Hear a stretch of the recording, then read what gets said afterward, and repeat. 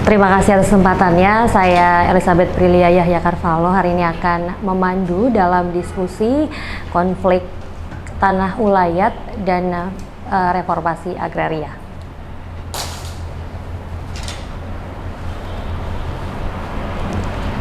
Sebelum memulai diskusi, saya akan memperkenalkan narasumber yang berkompeten di bidangnya untuk membahas diskusi kita kali ini. Hari ini akan hadir Ibu Archi Tehu Peyori selaku pakar hukum agraria dan Ketua Lembaga Penelitian serta Pengabdian Masyarakat Pasca Sarjana Universitas Kristen Indonesia. Lalu ada Bapak Yohanes Franciscus Lema, anggota DPR RI Komisi 4. Ada juga Bapak Petrus Celestidus selaku Ketua Presidium Kongres Rakyat Flores dan juga advokat. Ada Bapak Richard Bangun, tokoh adat Manggarai, serta Kiai Gus Ipul sebagai tokoh agama. Tanpa memperpanjang waktu, kita akan langsung memulai diskusi kita pada hari ini. Kita ketahui bersama bahwa tanah ulayat merupakan tanah bersama milik masyarakat adat yang sudah diwariskan secara turun-temurun. Terkadang konflik ini hingga dengan saat ini masih ada dan menjadi permasalahan, menjadi sebuah polemik dikarenakan adanya pembangunan di sebuah kawasan di tanah ulayat yang membuat masyarakat harus menjadi korban terkait dengan kebijakan-kebijakan yang tumpang tindih dari pemerintah. Bagaimana kita membahas terkait dengan tanah ulayat hari ini dan juga apa sebenarnya yang menjadi akar permasalahan dari tanah ulayat serta bagaimana implementasi hukum terkait perlindungan dalam tanah ulayat ini, kita akan langsung membahasnya hari ini bersama dengan narasumber-narasumber yang berkompeten.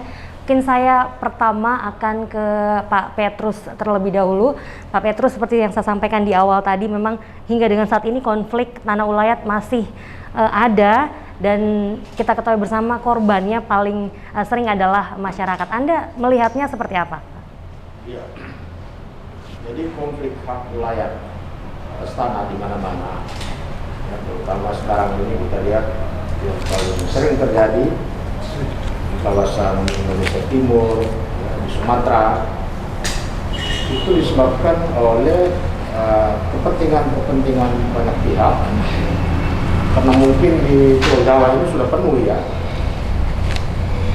sehingga banyak katakanlah pengusaha besar, termasuk mafia-mafia besar, mencari lahan baru di luar Pulau Jawa.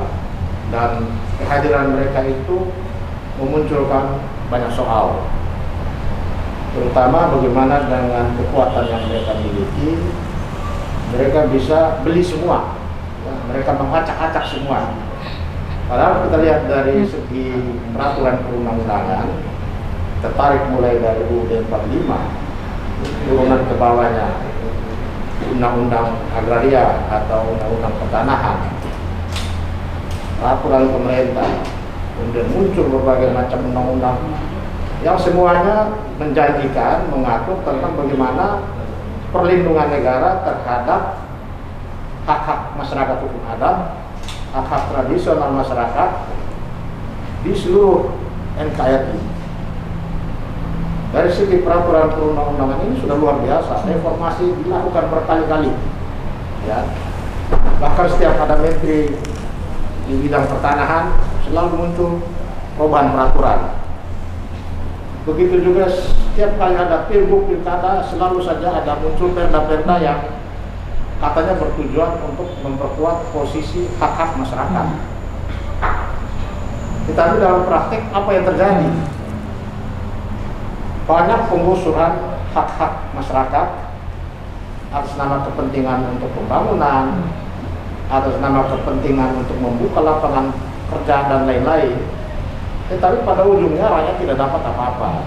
Rakyat kehilangan hak atas tanah, masyarakat adat dalam jumlah yang besar dengan struktur adat secara lengkap di wilayah tertentu tergusur. Dan tidak ada perlindungan secara nyata dari negara melalui pemerintah provinsi atau pemerintah kabupaten dengan seluruh forkopimdanya itu semua diam.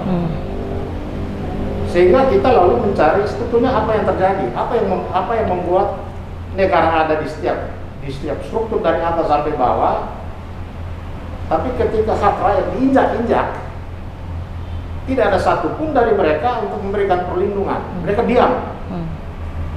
Saya ambil contoh kasus hak wilayah kebetulan terjadi di NTT, di Kabupaten Ende. Di situ terjadi konflik lahan seluas 2.000 hektar yang diklaim oleh TNI Angkatan Darat dan Brimob Polda NTT sebagai milik mereka. Rakyat, masyarakat Penggara, pemilik diusir-usir, diseret-seret. Bupati diam, Kapolres diam, Kodim diam, malah Kodim ikut sebagai pelaku di dalam peristiwa itu. Padahal setelah kita telusuri, tidak ada hak dari pemerintah, katakanlah TNI Angkatan Darat, tidak ada hak dari Polri, dan ini berdasarkan penjelasan dari Kantor Pertanahan Provinsi NTT. Artinya di sini kita lihat bagaimana mafia dengan nekat mengatasnamakan TNI dan Polri untuk merampas hak wilayah masyarakat Paumere, Nangapena di Ende. Itu baru salah satu contoh. Kalau kita lihat di Manggarai Barat, lain lagi modusnya. Masyarakat pemilik tanah hak wilayah ini tidak tahu apa-apa, ujuk-ujuk ribuan sertifikat diterbitkan oleh BPN. Di sini BPN sebagai agen dari mafia tanah. Dan sekarang sudah dilaporkan masyarakat ke Barreskrim dan ini sedang jalan.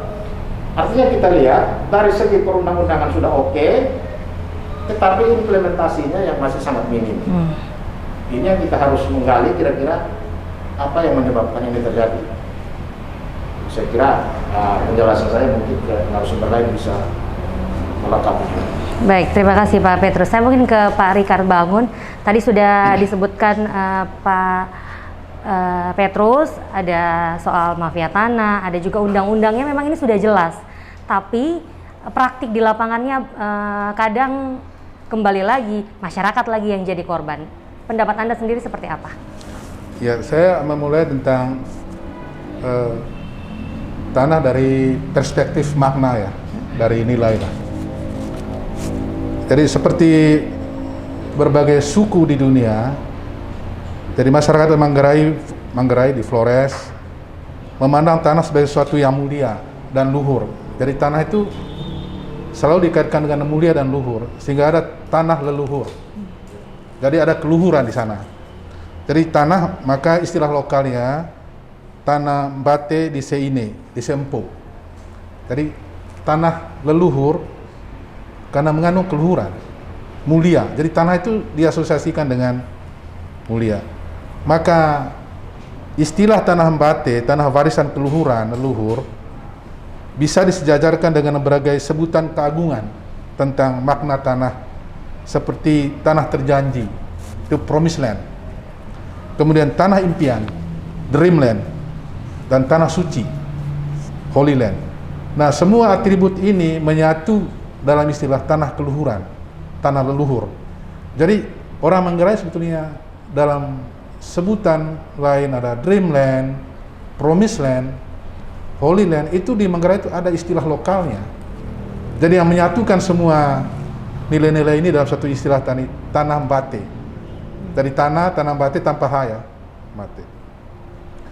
Kemudian kita lihat juga untuk memperkuat argumen ini, di mana-mana di dunia tanah itu disebut ibu, motherland.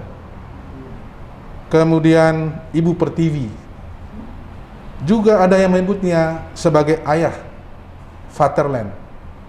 Fatherland itu di Jerman. Jadi betapa hebatnya tanah ini sampai dalam kisah, tapi tradisi Judaism, kemudian Kristianiti dan Islam, manusia itu dari tanah. Jadi tanah itu hebat, manusia tidak ada kalau tanpa tanah. Jadi dia berasal dari tanah dan akan kembali ke tanah. Nah, ini saya beri catatan, di Manggarai tidak ada kisah itu, Gus Saiful, tidak ada kisah itu. Orang Manggarai kira-kira sama dengan pemikir Barat, Heidegger namanya. Itu dari tidak ada, tiba-tiba ada, dia terlempar. Jadi ada bahasa Jermannya, Gegebenheit. Jadi dia terlempar saja. Dari Manggarai juga manusia itu bukan diciptakan dari tanah, dia terlempar saja, tiba-tiba ada. Dan dia menuju kematian. Jumtode. Tapi itu ini perdebatan lain lah. Nah, tanah begitu hebat juga sampai di dalam kitab Yahudi. Biar hanya untuk meletakkan tanah ini saja, kepala. Jadi dia membutuhkan tanah biar hanya untuk meletakkan kepala saja. Nah, ini kan luar biasa. Yang penting tanah. Tidak usah luas, tetapi hanya untuk membentang tanah. Dan mungkin ya Gus Saiful, ini di Kristenitas itu ada itu Matius. Ya maaf, ini saya korban sedikit. Biar hanya untuk meletakkan kepala saja, tidak usah untuk yang lain. Hanya untuk berbaring, dia menyentuh tanah itu suci. Jadi artinya orang tuh melihat tanah itu sebagai sesuatu yang suci, harus disentuh. Nah, sekarang lalu bagaimana, saya kembali tadi tentang kosmologi tanah Manggarai. Jadi masyarakat Manggarai hidup dalam sebuah kosmologi. Dia hidup dalam sebuah ekosistem dengan 5 pilar.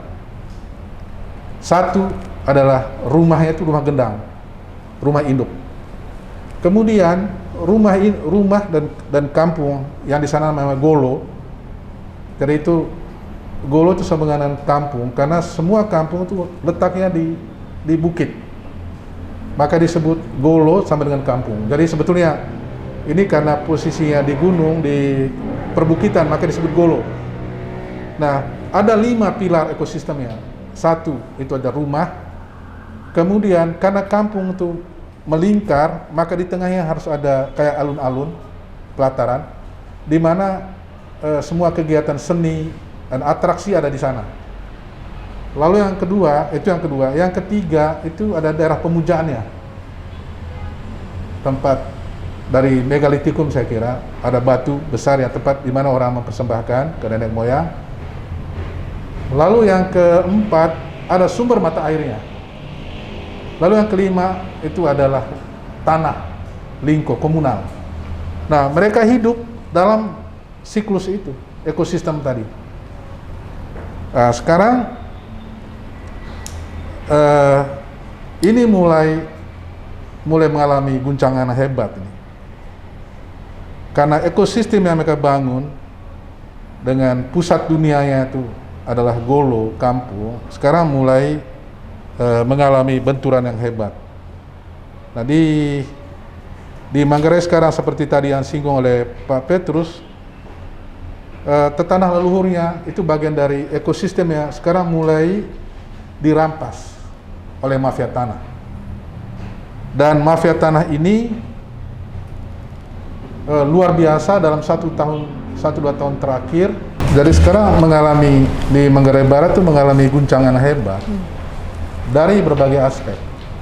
Aspek pertama tentu tanah mereka sudah dirampas oleh mafia tanah dan disertifikat tanpa sepengetahuan mereka, tanpa proses adat juga.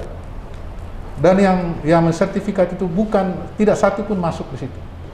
Nah, dalam media terakhir, dalam beberapa hari-hari terakhir, mungkin beberapa minggu terakhir ini, ramai diberitakan, misalnya 563 sertifikat itu dibuat oleh mafia tanpa sepengetahuan masyarakat, sepanggil. Lalu juga yang pemilik sertifikat itu tidak ada satupun orang lokal, karena mereka juga tidak tahu dan dilibatkan. Proses adat juga tidak ada. Jadi ini sudah dilaporkan dan pemuka adat sudah meminta bantuan ke Kongres Rakyat Flores, kemudian ke Yesus Setara dan beberapa tokoh untuk memperjuangkan ini. Dan beberapa media sudah mengangkat ini berkali-kali, tetapi responsnya belum ada. Cuman dari kepolisian sudah menganggap ini sebagai kasus yang sangat serius. Nah, ini ancaman sebetulnya bagi orang Manggarai Barat. Mereka selama ini menyambut program pemerintah untuk menjadikan wilayah itu sebagai salah satu destinasi wisata premium. Tetapi sebelum mereka menikmatinya, sekarang mereka dalam kecemasan yang luar biasa. Tanah-tanah mereka dirampas, kemudian ada tanah garapan mereka tanpa sepengetahuan mereka juga itu sudah disertifikat. Bahkan yang lebih mengerikan bahwa yang mengeluarkan hak alas haknya itu adalah dari pulau kecil jauh di luar Pulau Flores. Tanah yang sertifikat itu tanah Flores. Nah, yang mengeluarkan alas haknya itu dengan BPN ini dari pulau lain. Dan ini tidak menggetarkan siapapun. Maka ini bencana sebetulnya. Jadi tidak ada yang tergetar, tidak ada yang terganggu, Pemda tidak terganggu, DPR tidak terganggu, wartawan tidak terganggu, pastor-pastor dan ustadz-ustadz pun tidak terganggu rupanya. Karena sampai sekarang menggantung. Tetapi ini sudah disampaikan ke kepolisian. Ya. Di situ di depan mata DPR, di depan mata bupati, di depan mata politisi, tapi tidak ada yang terganggu. Saya sebagai salah satu pemangku adat, benar-benar sekarang ini dalam posisi yang frustrasi. Benar-benar frustrasi. Karena tanah kami itu dirampas oleh para mafia itu. Dan mereka semaunya. Lalu bukan hanya itu, lalu nilai hidup kami pun dihancurkan. Tata krama hidup kami yang penuh dengan kesantunan. Dan orang luar, kami tidak pernah menutup orang luar datang, tetapi dia minta tanah. Dulu tanah itu tidak ada harganya.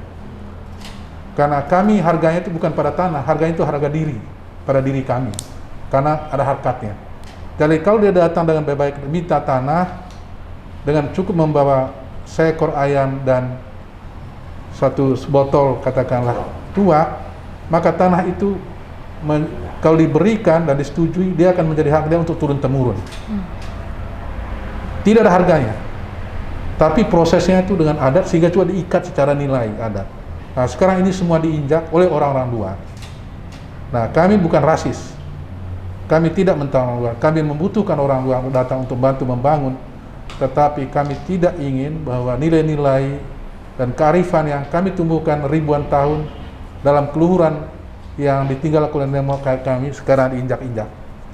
Maka dari tempat ini saya meminta BPN, Badan Pertanahan, untuk menyelesaikan persoalan ini dengan arif.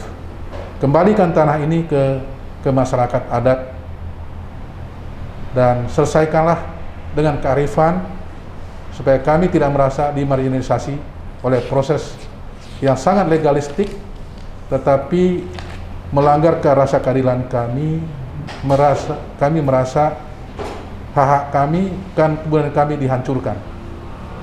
Kira-kira itu yang saya mau sharingkan ke forum yang mulia ini. Ya, saya kembalikan ke Lia. Baik, karena Ibu Arci sudah di sini, mungkin saya ke Ibu Arci. Bu Arci tadi Pak Petrus sempat bilang di awal bahwa undang-undangnya sudah jelas, tapi praktik di lapangannya tidak berjalan sesuai dengan undang-undang, masyarakat balik lagi menjadi korban. Pak Petrus juga bilang bahwa saat ini konflik tanah ulayat di Manggarai juga sedang terjadi. Anda sebagai pakar hukum melihatnya sejauh mana undang-undang performa agraria ini sudah mengakomodir? Ini diakibatkan dikuasai oleh pihak lain, dari kita semua dengar dari Pak Rikard sendiri yang mengatakan demikian. Dari penelitian saya, maka bisa dikatakan ini masalahnya terjadi karena ada masalah-masalah pertama penetapan dari subjek tanah ulayat itu sendiri, dan yang kedua itu penetapan objek tanah ulayatnya sendiri, dan yang ketiga penetapan objek dan subjek tanah ulayat. Nah, kalau berbicara dari konteks adat, maka objek tanah ulayat itu sudah termasuk di dalamnya adalah tanah, air dan sebagainya. Dalam teori, di dalam teori ini ada dua unsur secara eksternal dan internal. Internal berarti masyarakat adat di dalam situ mempunyai hak yang sangat penuh untuk menguasai tanah tersebut dan memanfaatkan tanah tersebut. Dan catatannya, di dalam ketika orang luar, nah tadi Pak Rikard mengatakan bahwa ya terinjak-injak orang luar dengan investor dan sebagainya. Dalam teori, orang luar yang akan berkuasa, yang akan mengambil bukan memiliki, tetapi harus katakan dia menyewa. Itu wajib, itu konteksnya dalam hukum ya Pak Petrus ya. Itu orang luar yang akan mengambil itu harus dengan sepengetahuan dari kepala adat ya, kepala adat. Lalu kemudian dia bukan memiliki tapi menyewa. Oleh karena itu semua aturan-aturan yang ada harus tentunya didukung oleh ketentuan-ketentuan yang ada itu. Nah sekarang terjadi hal-hal tersebut, maka kita kembali lagi, ini kenapa bisa terjadi? Kalau kita lihat dari perspektif hukum, ya, saya dari teori hukum saja, saya melihatnya begini. Pertama itu karena ada kelemahan secara substansi. Walaupun undang-undang sudah mengaturkannya demikian, tapi secara substansi ada kelemahan-kelemahan yang tidak keberpihakan kepada masyarakat. Kita tahu bahwa produk-produk itu kadang-kadang mengeluarkan suatu perundang-undangan karena ada unsur kepentingan-kepentingan di balik itu, sehingga masyarakat itu dikesampingkan.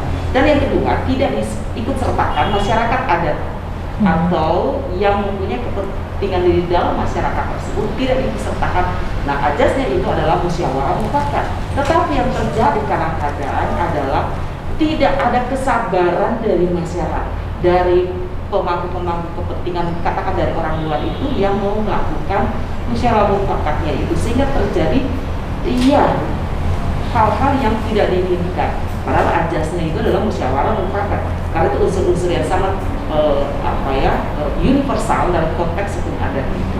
Nah, yang berikut juga adalah ini lagi-lagi penegak hukumnya dalam hal ini bisa termasuk juga aparaturnya sendiri juga lemah di situ.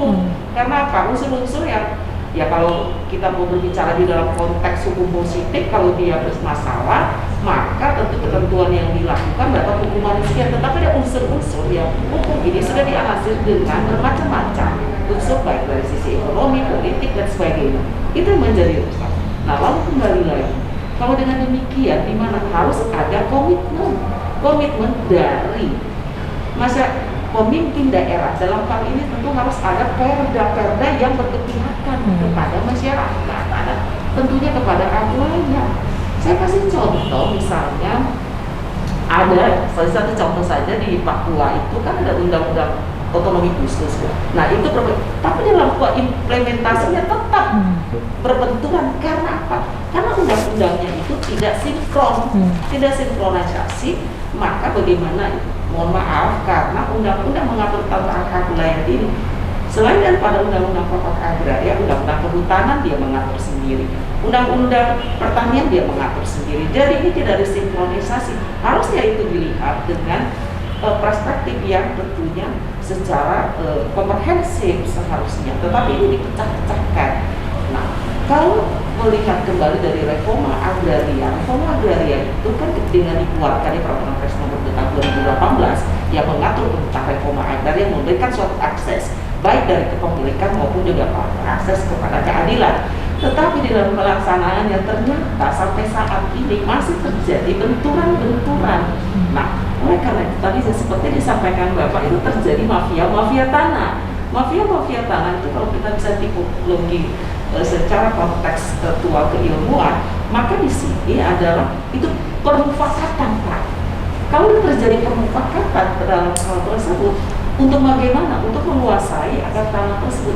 Jadi kalau terjadi case-case tersebut, harusnya dilihat suatu pendekatan yang diambil adalah pendekatan konteks antropologi budaya. Dalam hal ini antropologi budaya melibatkan kearifan lokal masyarakat dengan melibatkan tokoh-tokoh masyarakat, dan juga tokoh-tokoh masyarakatnya, mohon maaf, juga jangan diiming-iming lalu kemudian pada akhirnya tidak berpihakkan kepada masyarakat, dan juga generasi-generasi pemuda yang tentunya mendukung akan konsep dari penguasaan dan pemilikan tanah. Oleh karena itu tentunya peranan dari pemerintah daerah dalam hal ini juga sangat berperan untuk menentukan dan mengatur hal-hal yang mengatur tentang penguasaan tanah masyarakat. Karena ingat, hukum tanah kita ini itu bersumber berajas pada hukum adat. Karena hukum adat itu memberikan kontribusi di dalam hal pembentukan hukum nasional dalam hal ini hukum agraria. Tetapi lebih lagi karena ada kepentingan yang katakan banyak yang terjadi ini adalah karena investor masuk, apalagi dengan undang-undang cipta kerja ya. Nah itu di dalam konteks perundang-undangan yang bagi saya memang ada beberapa hal undang-undang itu yang perlu diklarifikasi dari sisi administratif. Tetapi juga harus dipertimbangkan juga dalam hal apa? Di dalam hal praktek pelaksanaannya. Oleh karena itu disitulah fungsinya dari tokoh-tokoh masyarakat, tokoh-tokoh budaya, kemudian juga dari tokoh pakar-pakar itu yang tentu memberikan kontribusi di dalam peraturan pelaksanaannya. Karena apa? Karena memang harus diakui bahwa undang-undang ini khusus ya yang berkaitan juga itu ada kaitannya dengan reforma agraria. Undang-undang ini juga sosialisasinya juga harus dikasih kurang. Oleh karena itu uji publiknya juga harus melibatkan semua tokoh-tokoh stakeholder yang berkepentingan dalam hal ini. Secara khusus adalah untuk masyarakat adat gitu ya diperlukan. Jadi karena begini, saya kasih contoh saja. Case yang ada yaitu dalam hal hak dari suatu investor mendapatkan hak dunia usaha misalnya contoh atau hak pakai, tetapi setelah selesai itu menjadi tanah negara. Kalau kita kembali dalam konteks hukum tanah yang benar, seharusnya bukan menggali kepada negara tanah itu, harusnya kembali kepada hak masyarakat. Nah itu diberikan apa namanya suatu istilahnya kalau dipergunakan untuk investor itu rekomendasinya itu juga harus ada gitu. Nah masalahnya di sini adalah masyarakat adat itu kadang-kadang dikesampingkan, tidak didengarkan. Maka dalam hal ini saya mengatakan, dan mungkin dalam konteks pengujian suatu undang-undang juga uji publik dalam hal ini khusus ya yang menyangkut masyarakat adat harus dilibatkan gitu. Oleh karena itu ada naskah akademisnya, para ilmuwan dari perguruan tinggi yang bersangkutan juga ikut, lalu diproses, lalu akan dilihat proses dalam suatu undang-undang dari sisi sosiologinya, dari sisi yuridisnya, dan dari sisi filosofinya. Dan dalam hal ini case sebagaimana yang tadi dikemukakan oleh Pak Rika, saya sih melihatnya itu lebih baik suatu pendekatan budaya itu ya. Tapi pendekatan budaya juga harus diimbangi juga dengan suatu pendekatan konteks hukum nasional yang tentunya tidak boleh berbenturan tetapi diseimbangkan dan juga melibatkan dari tokoh-tokoh masyarakat yang tentunya berpihakkan kepada masyarakat. Kalau enggak, kalau begitu-begitu semua akan terjadi konflik-konflik, nggak ada tuh eksistensi dari masyarakat ada tuh hilang aja. Sekarang undang-undangnya sudah mengatur. Jadi lagi-lagi saya kembalikan kepada pertama yang terjadi karena atau substansi dari undang-undang itu yang kurang kadang-kadang tidak memberikan sanksi yang tegas. Terus yang kedua dari aparaturnya itu sendiri bisa Pemda juga dan sebagainya. Dan yang ketiga adalah budaya masyarakat itu sendiri ya jangan dibodoh-bodohin. Masyarakat sekarang kenapa biar bergejolak untuk mengatakan itu tidak adil, dan mereka sudah terbuka wawasan berpikirnya itu logikanya sudah maju, jadi jangan dianggap seperti order lama atau baru yang bisa masyarakat bisa dibodohin ya sudah terbuka karena ini kan sudah era dari informasi yang terbuka ya. Jadi saya dalam penelitian saya bahwa hak yang namanya bagi masyarakat adat dengan kehadiran dari para investor dan sebagainya, saya adjustnya saya kembali lagi kepada teori keadilan dari John Rawls. Keadilan itu tidak ditemukan kurang. Oleh karena itu kita harus kembalikan lagi bahwa tanah itu harusnya berfungsi sosial dan juga bermanfaat dan harusnya keadilan bagi masyarakat. Demikian. Oke, baik. Saya ke Pak Kiai Gus Ipul. Kita sudah melihat pandangan dari pakar hukum reformasi agraria, ada juga Pak Rikard soal apa yang terjadi di Manggarai soal konflik tanah. Pandangan Anda sendiri seperti apa? Terima kasih. Saya membayangkan bahwa persoalan konflik tanah wilayah versus negara versus pemilik modal itu sudah kami bayangkan yang akan terjadi karena sejak dari sononya itu memang ada nasib yang apes bagi hukum adat, masyarakat adat dan hukum wilayah. Misalnya begini ya, di konstitusi itu saya dulu bayangkan kan ini hanya dicantumkan soal pengakuan dan penghormatan adat itu hanya pada pasal 18B itu pun dalam dan pemerintahan daerah. Jadi seolah negara itu menempatkan komitmen terhadap hukum adat masyarakat itu pada prioritas yang kesekian, bukan negara secara total.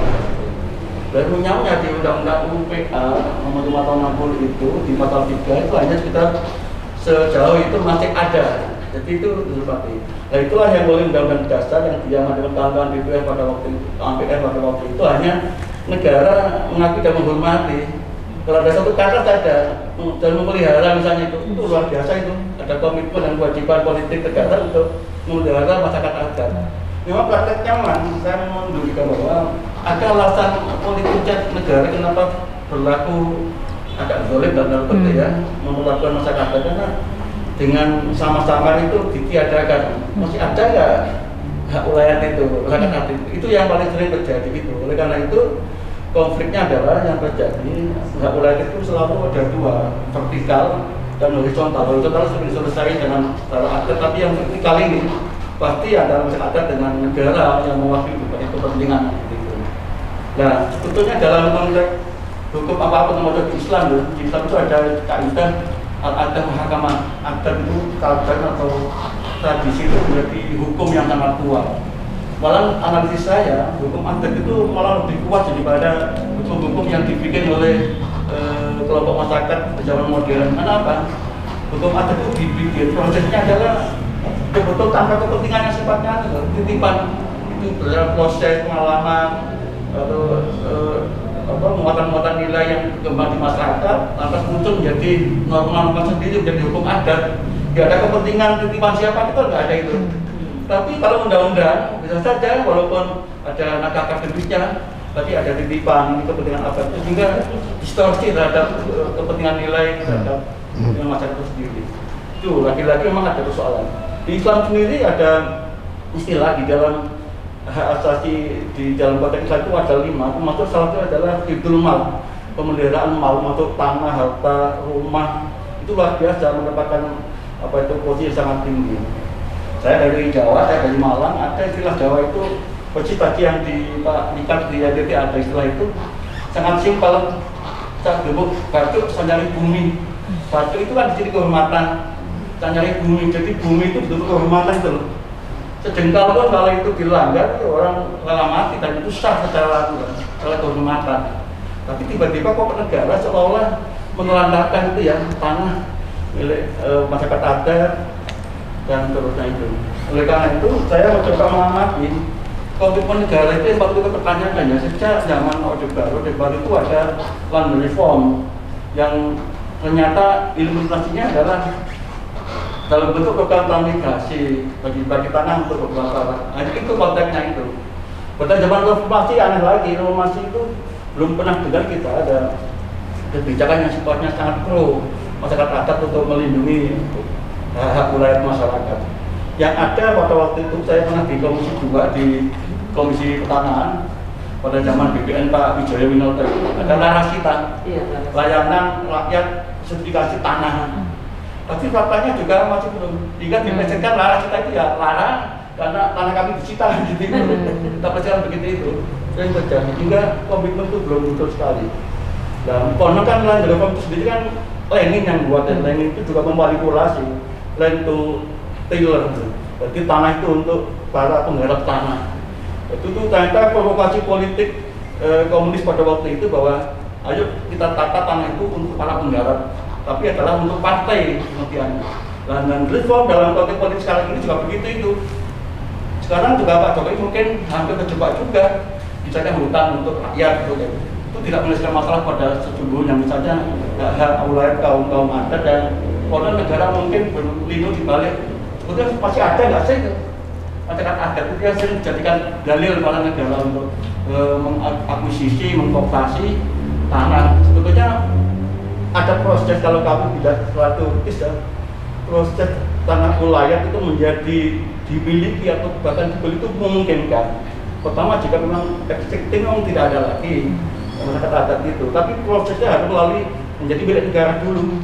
Nggak boleh di hak wilayah langsung menjadi disewa oleh privat, oleh usaha, oleh pemilik kapital itu yang menjadi sering terjadi selama ini.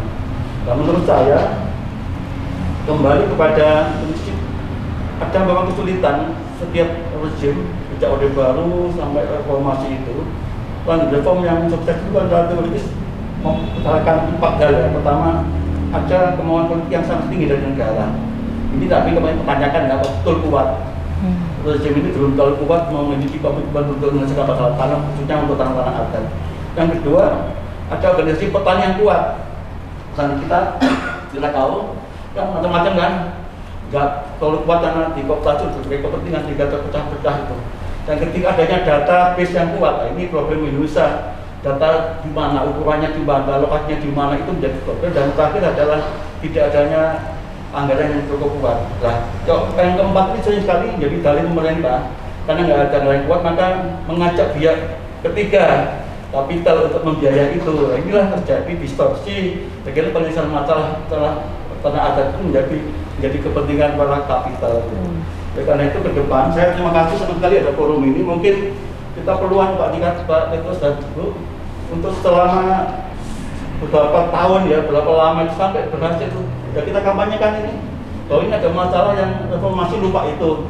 Reformasi ada menuju hak tadi, partai politik, sistem pemilu, terus ekonomi dan seterusnya. Tapi soal tanah dengan berbagai problemnya itu luar biasa, tidak ada perhatian serius dari negara. Kalau tidak, ya nanti ganti rezim akan terjadi lagi dan kasihan masyarakat itu mungkin sampai dimakan umur dan lupa sendiri. Tidak ada lagi problem itu karena bukan diselesaikan tapi karena dilupakan dari sejarah. Inilah yang menurut saya harus kita bersama-sama pakai elemen untuk memperjuangkan ini. Belum lagi kita ngomong yang konsolidasi tanah perkotaan, Pak. Saya punya teman Dr. Idham itu PDIP punya buku konsolidasi di perkotaan. Itu juga luar biasa. Jadi orang intelektual juga punya tanah yang dari perkotaan. Saya kira ini dari kami dan untuk kontribusi mudah-mudahan kolaborasi dan kita terus menyuarakan ini sebagai hak sipil masyarakat dan kita hargai, kita hormati. Untuk nanti ke depan itu kalau ada amandemen lagi saya ingin titik bahwa tidak cukup bahwa negara mengakui dan menghormati tapi memelihara dan menjaga kesatuan hukum adat dan seterusnya itu. Terima kasih. Nah, karena waktunya terbatas, sebelum closing statement kita mungkin dengar pendapat dari Pak Ansi Lema dulu sebagai anggota DPR RI Komisi 4 ya Bapak. Kita udah mendengar permasalahan yang terjadi, kita merujuk pada satu kasus yang terjadi tanah ulayat di Manggarai. Peran Pak Ansi Lema sendiri sebagai salah satu wakil dari NTT ini untuk memperjuangkan bagaimana permasalahan tanah ulayat yang tidak hanya terjadi di Manggarai tapi di banyak wilayah di Indonesia. Seperti apa Pak? Terima kasih. Yang pertama saya sampaikan permohonan maaf karena keterlambatan saya. Yang berikut saya kira sebelum negara ini ada, sebelum proklamasi ada, masyarakat adat itu sudah eksis dengan berbagai kearifan lokalnya, dengan berbagai hak-hak adat istiadatnya. Dan sebenarnya konstitusi kita mungkin pasti tadi kita sudah bicara, Bapak-bapak sudah melihat dari kajian konstitusional, yuridis formal, kita tahu bahwa dalam konstitusi kita amanat pasal 28H ayat 1 itu jelas-jelas ya memberikan penegasan bahwa memang masyarakat adat itu harus diakui. Demikian juga amanat pasal 33 ayat 3 tahun 1945 bumi, air, kekayaan alam dan seterusnya. Dan kalau kita bicara soal terkait dengan bidang komisi saya, di sana ada Kementerian Lingkungan Hidup dan Kehutanan, ada Undang-Undang Nomor 41 Tahun 99. Awalnya itu kurang memberikan hirauan dan kepedulian terhadap kehidupan ataupun hak masyarakat adat. Tetapi kemudian sekitar tahun 2012 kalau tidak salah 2013 Aliansi Masyarakat Adat Nusantara melakukan judicial review dan kemudian MK memutuskan sejumlah pasal yang menurut saya sangat progresif untuk memberikan katakanlah perhatian, mengakomodir kepentingan-kepentingan masyarakat adat dan seterusnya. Nah, tetapi dalam faktanya kita kerap kali melihat bahwa atas nama pembangunanisme, bahwa atas nama komersialisasi, kerap kali hak-hak masyarakat adat, hak-hak ulayat ini kemudian dalam tanda petik dicaplok untuk kepentingan pembangunan, untuk kepentingan korporasi dan seterusnya. Ini yang membuat bahwa kemudian masyarakat adat dengan hak-haknya itu mengalami proses marginalisasi. Nah, Undang-Undang Kehutanan sebenarnya sudah cukup memberi ruang ya penghargaan untuk hal itu. Saya ingat betul 2020 kemarin dalam rapat dengar pendapat dan rapat kerja dengan Menteri LHK dan juga dengan jajaran Eselon 1, kami sempat membicarakan soal ini, membicarakan bahwa harus ada kebijakan yang lebih bersifat turunan dan operasional, terutama karena kita masuk dalam era desentralisasi dan otonomi daerah. Mestinya ya peraturan-peraturan daerah itu harus sejalan dengan apa yang menjadi semangat konstitusi, semangat undang-undang, dan juga masuk dalam peraturan daerah masyarakat setempat. Nah, ini yang kerap kali belum kita lihat gitu. Nah, karena itu fakta yang hari ini terjadi, konflik-konflik horizontal yang kerap kali melibatkan masyarakat adat berhadapan dengan korporasi ataupun juga masyarakat adat berhadapan dengan negara. Karena memang kelihatannya dari sisi regulasi pada tingkat daerah maupun penegakan hukum pada tingkat lokal itu juga masih berjalan setengah hati, saya kira seperti itu. Nah, kalau kita bicara misalnya soal hutan, ya, karena Kementerian Lingkungan Hidup dan Hutan, kita tahu bahwa ada hutan negara, ada hutan hak, ada juga hutan adat begitu. Nah, ini kan sebenarnya suatu kemajuan dari judicial review yang dilakukan pada tahun 2012 atau 2013 pada saat itu. Sebelum ini kan yang ada hanya hutan negara. Nah, hutan hak ini kita tahu ya, yang mungkin bisa dilepaskan untuk kepentingan APL gitu. Nah, sementara hutan adat ini yang memang sepenuhnya berada di bawah otoritas masyarakat adat gitu. Nah, kepemilikannya tidak bisa personal, kepemilikannya ini untuk digunakan oleh masyarakat adat dan seterusnya. Nah, karena itu menurut saya zonasi mengenai kalau kita bicara hutan misalnya, ya hutan negara itu yang mana, hutan adat itu yang mana, hutan hak itu harus clear gitu. Dan kita harus bisa datang dengan peta yang jelas sehingga kemudian jangan sampai ada saling klaim yang berujung pada pada konflik-konflik, baik konflik yang sifatnya vertikal maupun konflik yang bersifat horizontal.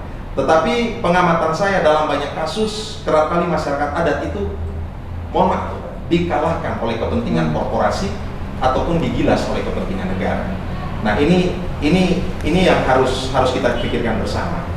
Mungkin sedikit agak berbeda kalau dalam konteks Kementerian Lingkungan Hidup dan Kehutanan, sebenarnya pemerintah di bawah Presiden Joko Widodo itu sebenarnya memberikan akses yang cukup luas buat masyarakat ya. Ada misalnya ada kebijakan yang namanya perhutanan sosial, walaupun tidak dimiliki oleh masyarakat, tetapi diberikan kewenangan kepada masyarakat untuk mengelola sampai 35 tahun katakanlah, sehingga kemudian masyarakat itu karena mereka hidup di hutan, di sekitar hutan, pasti mereka akan menjaga hutan, tidak mungkin mereka merusak kawasan itu, kan begitu, hidup dengan kearifan lokal dan seterusnya. Dan sebenarnya ke depan negara itu harus mengembangkan sebuah paradigma bahwa untuk menjaga lahan, menjaga hutan itu harus ada partisipasi dan pelibatan masyarakat.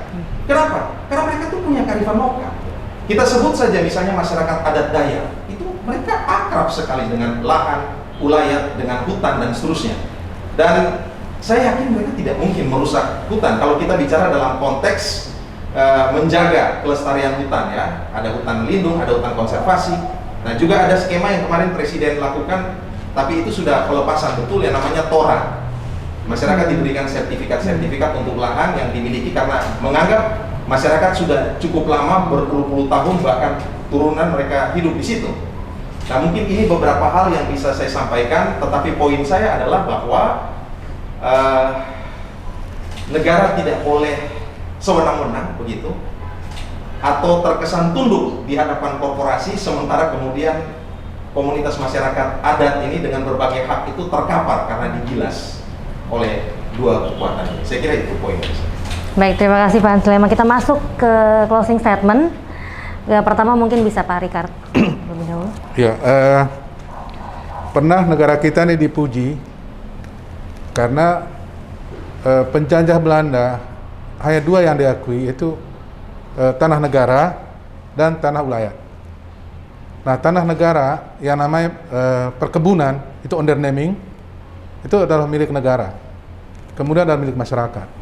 Nah, ini yang menjadi membuat negara-negara Amerika Latin iri hati, karena di sana, bahkan di Eropa mereka iri hati, karena di Eropa dulu disebut apa yang disebut latifundia, latifundium, latus artinya luas, fundus artinya pertanian.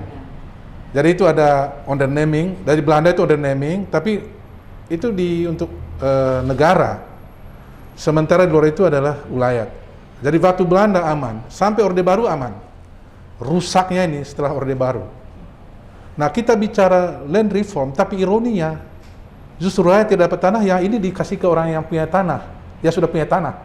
Artinya mereka yang udah kaya dikasih tanah lebih besar lagi. Dan sampai sekarang. Lalu juga berpuluh-puluh tahun, ratusan tahun di Amerika Latin yang namanya tulisannya haciendas tapi bacanya haciendas. Itu juga sama dengan tuan tanah. Dan di Asia itu kira-kira hanya 13 tuan tanah yang menguasai Filipina. Rakyat lain enggak. Di Afghanistan, di Pakistan, keluarga Bhutto itu menguasai sepanjang 13 stasiun kereta. Dari sepanjang itu, artinya luas sekali. Dan tidak ada rakyat lain, tidak ada. Mereka hanya buruh. Nah, di sini sebetulnya ironi yang besar. Jadi kita reform, tetapi yang lain dapat tanah yang besar, sementara yang lain tidak ada. Nah, ini yang sekarang ironi yang terjadi, yaitu di Kalimantan, di Papua. Dan sekarang Flores mau dihancurkan dengan cara yang sama. Nah, itu yang menurut saya kira di sini ada wakil kita, dan seperti yang tadi Gus Saiful mengatakan, bahwa perjuangan kita tidak berhenti hari ini dan di sini, tapi kita harus mengobarkannya, karena banyak masyarakat sekarang bertumbangan jadi korban dari proses marginalisasi yang sebetulnya awalnya itu adalah perilaku kita, juga perilaku Badan Pertanahan. Maaf, di Labuan Bajo itu yang terjadi. Ada kolaborasi antara mafia. Jadi ini Usi, yang terjadi di Labuan Bajo bukan dari saya bukan ulayat saya yang menjual ini, enggak. Orang luar. Tiba-tiba karena kelemahan tadi masyarakat, dia bikin di situ, bikin hak tanahnya di sini. Jadi tadi misalnya kebudayaan, saya tidak melihat itu ya aspek mau diapakan, karena yang datang adalah orang-orang luar. Maaf teman-teman kami dari Bima yang membuat ini, jadi kami tidak tahu budayanya seperti apa. Dia juga tidak tahu budaya kami. Dia tahu karena dia sudah belajar di mana-mana membuat manipulasi seperti itu. Yuridisnya di sini, tanah objeknya di sini. Dia bikin di sini, ini tidak tahu. Nah, ini saya kira kasus sangat ekstrim yang menurut saya kalau kita tidak selesaikan bahaya. Dan ini saya kira kesempatan yang baik kita melapor pada wakil kita, dan saya senang sekali Ansi saya kira salah satu politisi muda yang sangat peduli dengan NTT. Dan ini menjadi bahan pembicaraan. Dan saya berharap betul Ansi akan terus bergerak berada di depan untuk kepentingan yang lebih luas. Saya terima kasih Ansi berdatang, dan kemudian juga ini juga punya reputasi yang luar biasa, Gus Saiful. Dan Arce saya kira salah satu orang yang selalu bicara tentang tanah. Ya, saya jarang ketemu beliau, tapi beberapa tulisan saya kagumi. Ya, dan of course, ya ini Al Mukarram Petrus Celestinus, jadi yang kami muliakan di sini karena perjuangannya Pasambah dan Melulu untuk urusan dan Lia. Saya kira saya terima kasih sekali karena memimpin acara ini dengan baik. Itu kira dari saya sebagai pernyataan penutup lah. Baik, boleh Bapak Ansi closing statement-nya? Ya, negara tentu harus berpihak kepada masyarakat adat, karena ya masyarakat adat ini sebenarnya merupakan pemilik sah dari tanah, bumi, dan air ini. Dan itu jangan sampai kemudian dibolak-balik. Ya, saya katakan tadi sebelum negara ini ada, itu masyarakat memang sudah eksis dengan berbagai aturan-aturan mereka, dengan berbagai kearifan-kearifan lokal mereka. Dan karena itu ya tentu sebagai anggota DPR Komisi 4, ya apalagi yang berbicara punya concern kepada lingkungan hidup dan kehutanan, saya tentu mengambil pada posisi yang tadi saya katakan seperti itu. Hanya mungkin yang harus menjadi catatan kita bahwa tanah-tanah adat, tanah-tanah wilayah itu kemudian tidak boleh jatuh menjadi tanah perseorangan atau korporasi dikuasai. Nah, ini yang akhirnya berbahaya begitu. Tadi Om Dikar katakan orang yang tidak tahu asal usulnya dari mana tiba-tiba datang karena mungkin permainan politik, power dan segala macam, kemudian mengklaim dan kemudian mengambil alih dan kemudian memikirkan masyarakat. Dalam banyak kasus masyarakat kita tuh dikriminalisasi. dikriminalisasi karena menganggap masuk dalam tanah yang sudah dimiliki oleh orang per orang tersebut. Padahal kalau kita bicara dalam kasus Kalimantan, mereka ini cuma mengelola lahan-lahan itu yang jumlahnya juga hektarannya juga sangat terbatas. Nah, ke depan ini harus dibenahi betul, negara betul-betul harus hadir membela mereka yang termarginalkan, mereka yang tidak berdaya. Ya. Kalau tidak, ya untuk apa ada negara? Saya kira demikian.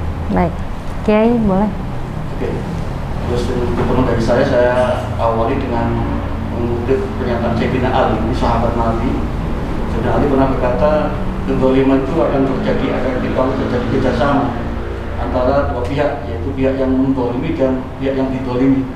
Artinya ada rakyat yang tidak didolimi, itu berarti terjadilah kezaliman. Oleh karena itu saya berharap, punya optimisme saya, walaupun persoalan sangat berat, sangat akut, karena berharap punya LKN, Rumah Kerja Nasional, untuk mengedukasi dan empowering, menguatkan, memberdayakan masyarakat, terutama masyarakat hukum adat, untuk kita dampingi, kita berdayakan, supaya mereka tidak terprovokasi oleh penggoliman itu bersama dengan pihak yang menggolimi. Sebab kalau nggak kita lakukan, saya khawatir nanti ada seloroh yang selama ini sering kita dengar. Jadi ada jin bakter yang masuk di botol, dia keluar diminta, kamu minta apa satu permintaan. Ketika yang minta, saya minta selesaikan masalah tanah di Indonesia. Jin itu nggak mampu, kembali lagi ke botol itu. Kan luar biasa itu sebuah pelecehan bahwa jin pun nggak mampu menyelesaikan masalah tanah di Indonesia. Karena sampai itu terjadi, oleh karena itu harus kita punya optimisme, ada LKM. Nanti kami di Institut Kewarganegaraan mungkin pada mau main di kanan Mbak, ini saya usul di tataran kebijakan negara, termasuk ini ada Mas dari DPR, untuk ada perombakan mungkin kebijakan atau regulasi pada tingkat yang lebih tinggi itu, supaya betul-betul kedepannya itu betul-betul menyelesaikan masalah secara tuntas, sehingga nggak lagi nanti kita suatu ketika ngobrol di sini temanya sama juga soal hak wilayah tanah adat yang belum selesai itu. Mudah-mudahan kami punya optimisme dengan kerjasama kita berbagai pihak. Terima kasih. Baik, Ibu Arci boleh. Iya, dari apa yang tadi saya mendengar dari bapak-bapak semua, saya mengambil kesimpulan ini istilahnya sapu bersih mafia tanah. Caranya dengan cara apa dilakukan? Harus ada komitmen dari semua yang terkait, baik itu dari kepolisian, dari kejaksaan, dari BPN itu, dan juga selain itu juga kalau sampai di pengadilan juga harus ada komitmen bersama di dalam menyelesaikan sengketa-sengketa atau konflik-konflik tanah adat. Karena apa? Dari salah satu tulisan saya mengatakan gini, independensi penerapan hukum adat dan kearifan lokal dari hukum negara harus dilakukan oleh pemangku masyarakat adat, seperti pelibatan aparat negara dalam penyelesaian sengketa adat dan juga duplikasi proses dari hukum negara, termasuk ketergantungan kehadiran pemerintah daerah dalam proses-proses penyelesaian konflik tanah wilayah. Oleh karena itu, beberapa di dalam hal seminar saya mengatakan bahwa harus mempunyai komitmen Bro dari Komisi 4 ya, itu proses yang seperti itu harus ada kemauan juga untuk, dan juga dipanggil tokoh-tokoh masyarakat dan juga para akademisi untuk memproses, lalu kemudian melibatkan yang tadi saya sampaikan untuk sapu bersih mafia-mafia tanah yang sangat merugikan masyarakat, karena biarpun bagaimana masyarakat itu mempunyai hak dan kewajiban terhadap tanah tersebut, tetapi karena ada kepentingan ekonomi investor dan akhirnya pergeseran nilai kearifan lokal itu tergeser oleh kepentingan yang tentunya mungkin menguntungkan sebelah pihak dan tidak ada keadilan. Maka disinilah proses yang sebagaimana yang tadi sudah disampaikan beberapa peraturan, memang itu berbicara tentang keadilan, tetapi pada dasarnya keadilan itu tidak pernah dirasakan karena ada kepentingan tertentu. Ya. Baik, yang terakhir Pak Petrus boleh. Ya, jadi negara harus berhenti ingkar janji, karena di dalam undang-undang agraria itu tegas dikatakan bahwa hak menguasai negara, ya, bumi, air, kekayaan yang terkandung di dalam, pelaksanaannya diserahkan kepada daerah swasta dan masyarakat hukum adat. Artinya pemerintah daerah dan masyarakat adat ini dalam hal pengelolaan tanah itu setara. Tetapi selama ini kita tidak pernah lihat pemerintah menyerahkan kekuasaan itu kepada hak wilayah untuk mengatur pertanahan di wilayah komunitasnya itu. Tidak pernah terjadi sampai sekarang.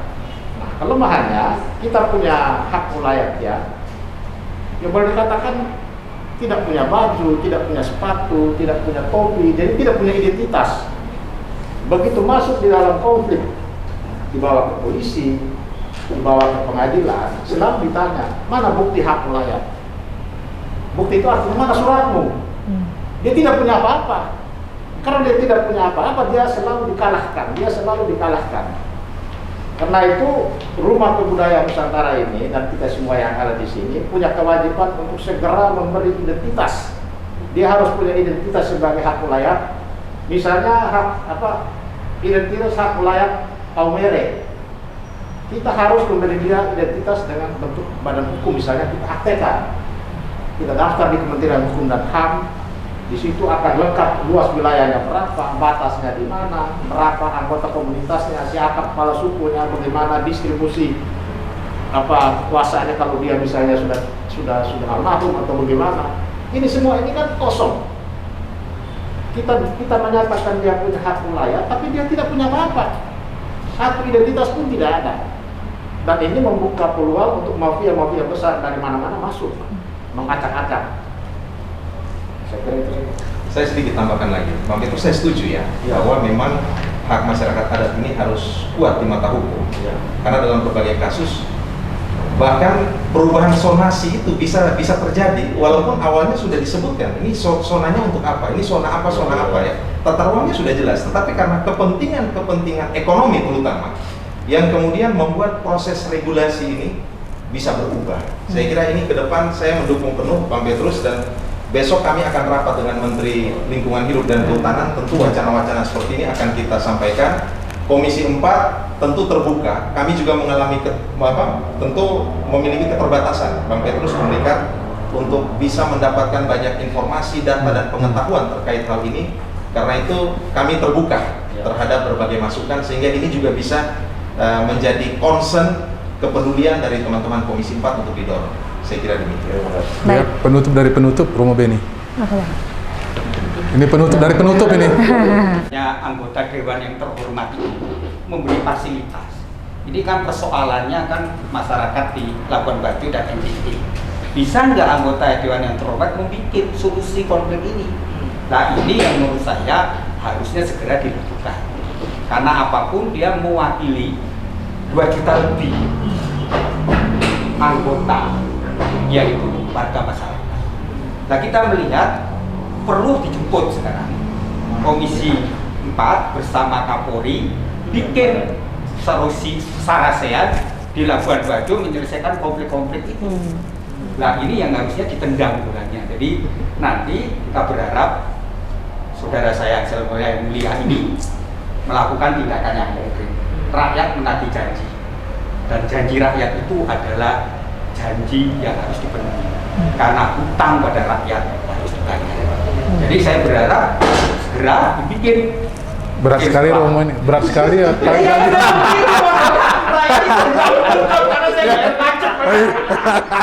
Ini sebenarnya saya percaya. Iya, kalau udah luar biasa. Dulu aktivis dan dia punya anak di situ dari 98, sekarang juga sudah mulai. Sekarang kan mulai gerakannya. Udah benar. Romo udah benar ini Romo udah benar nih. Dilakukan. Ya. Sehingga nanti kalau perlu ngajak Menteri Lingkungan Hidup, Argaria duduk baru diselesaikan. Ya. Itu kan sesuai dengan RKM, itu sesuai dengan jiwa Pancasila, sila keempat, musyawarah mufakat. Jadi kita harus mengembalikan masalah ini dalam perspektif Pancasila. Ya. Jadi ini sila keempat harus kita kedepankan, musyawarah dan mufakat untuk apa? Menjaga persatuan. Kalau konflik-konflik ini Argaria hukum adat dibiarkan, bangsa ini akan hancur. Dan itu sila ketiga dilanggar. Maka Hatta mengatakan sila pertama itu tauhid. Tauhid itu kekuasaan kedaulatan tangan Tuhan.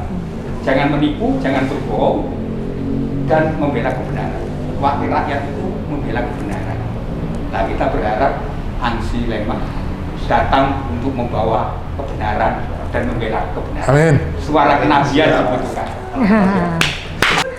Baik, terima kasih Ibu dan Bapak-Bapak atas waktunya. Sekian untuk diskusi hari ini. Untuk closing ini saya boleh pinjam statement dari Pak Ansi kalau pemerintah diharapkan jangan tunduk terhadap korporasi ataupun juga investor karena kasihan kalau masyarakat yang kembali jadi korban. Sekian diskusi hari ini, kita akan kembali ke diskusi menarik lainnya dari Rumah Kebudayaan Nusantara. Terima kasih. Terima kasih.